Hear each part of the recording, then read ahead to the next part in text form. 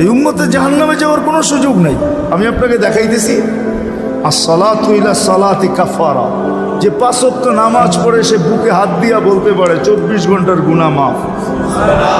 কেন? হাদিস তো সত্য না মিথ্যা? হ্যাঁ, এখন হুজুররা কইব সগীরা গুনাহ মাফ হয়ে যায়, তাহলে আপনি সগীরা গুনার দলে, আরেক দল হুজুররা আছে যারা বলে কবিরা গুনাহ মাফ হবে। আমি কবিরা গুনাহ আলাদের পক্ষে, নামাজে কবিরা গুনাহ মাফ হয়। কি নামাজে মাফ হয়? হয় না?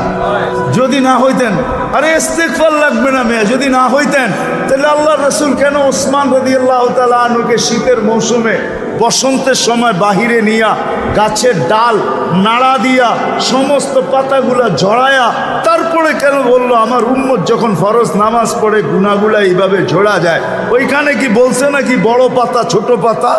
ওইখানে তো পাতা একটাও ছিল না, ঠিক না?